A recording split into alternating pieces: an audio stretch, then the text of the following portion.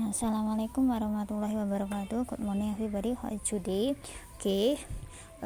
Hopefully you always in a condition and situation. Okay, today I would like to discuss about analytical exposition. Okay, please attention and let's study together for today.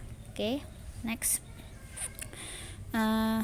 Today we will discuss about what is analytical exposition, purpose of analytical exposition, language feature, text organization, general structure of analytical exposition, the example of analytical exposition text, and conclusion. The first one is definition of analytical exposition. Analytical exposition text is a text that elaborates the widest idea about the phenomenon surrounding. Jadi, teks analytical exposition itu adalah teks yang dipakai untuk menguraikan pemikiran penulis tentang peristiwa di sekitarnya. Expose itu artinya mengekspos, menunjukkan. Jadi, sesuatu yang ada di sekitar kita ini ditunjukkan melalui sebuah tulisan. Analytical exposition is the text that elaborates the widest ideas about the phenomenon. Jadi fenomena yang sedang terjadi di kehidupan sehari-hari. Ada fenomena sosial atau mungkin selain sosial bisa juga. Nah, fungsinya apa? Its social function of analytical exposition text is persuade the readers that there is a case to concern and to pay attention. Adalah mempengaruhi pembaca untuk memahami akan terjadinya sebuah kasus atau sesuatu yang sangat perlu untuk diperhatikan. Nah, jadi intinya untuk mengajak pembaca. Teks eksposisi itu ada dua, yaitu analytical dan hortatory exposition. Sama-sama mengajak, nanti bedanya ada di paragraf terakhir. Nah, yang kita bahas hari ini khusus kita ke analytical exposition. General structure of analytical exposition is thesis. To introduce the topic and the writer's position as the outline of the main argument. Tesis ini bisa kita sebut dengan tema, biasanya di paragraf pertama. Jadi untuk mengenalkan kepada pembaca tentang topik yang akan dibahas. Arguments, developing and supporting the arguments. Nah, yang kedua ada argumen. Argumen itu pendapat. Jadi biasanya di paragraf kedua, ketiga, seterusnya itu pendapat penulis tentang suatu permasalahan yang sedang terjadi. Next, reorientation. Reorientation is stating the main point to make the argument strong. Jadi ini mengungkapkan atau kita bisa menyebutnya dengan pernyataan utama untuk memberikan sebuah argumen yang kuat. Jadi seperti alasan gitu. Reorientation. Jenis structure of analytical exposition ini lebih tepatnya kita menyebutnya dengan language feature, bahasa yang dipakai. Ya, yang pertama analytical exposition fokus on genetic human and non-human participant, fokus pada manusia dan bukan manusia, artinya benda. Jadi sesuatu yang dibahas itu bisa manusia, bisa benda.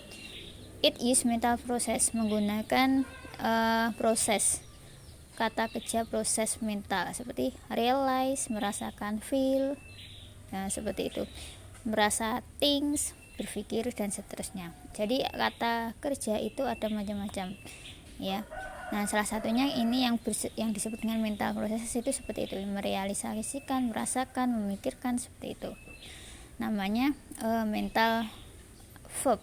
Nah, yang ketiga, use emotive and evaluative words, menggunakan kata-kata yang bernilai, berharga, beremosi.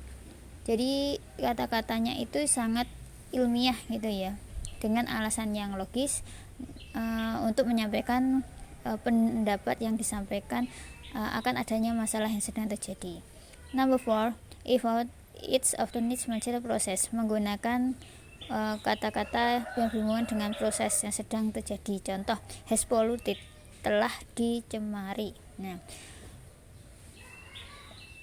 kemudian yang kelima, menggunakan simple present tense dan present perfect tense. Simple present tense kata kerja sekarang, present perfect kata kerja sekarang yang telah selesai.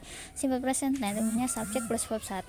Simple present perfect subject plus has plus verb 3. Number 6, enumeration in something necessary to show the list of given arguments. Menggunakan kata penghubung pertama, kedua, ketiga, akhirnya dan seterusnya. Nah, itu generic features. Nah, ini ada contoh tentang paragraf analytic exposition, the importance of English language. Nah, silahkan bisa dibaca. Kemudian berikutnya ini tentang rumus atau susunan yang terjadi dalam sebuah paragraf analytical exposition. Bisa dibagi seperti itu. Ada thesis, arguments, dan reorientation. Silahkan itu bisa dipahami untuk ini pembagiannya. Nah, kesimpulannya analytical exposition dan hortatory exposition adalah sama-sama menggunakan kalimat argumentasi atau isai ya. Jadi ini adalah pendapat dari penulis mengutarakan sebuah topik yang sedang terjadi. Nah, kalau kita membaca analytical exposition itu diakhiri dengan pendapat yang kuat atau kesimpulan. Sedangkan kalau kita nanti akan belajar hortatory, maka kita akan mengakhiri dengan sebuah rekomendasi atau saran. Jadi bedanya di situ. Kita analytical exposition perlu diingat yaitu kesimpulan, hortatory adalah saran. Oke, I think enough ya. Saya kira cukup. Terima kasih. Thank you. Assalamualaikum warahmatullahi wabarakatuh.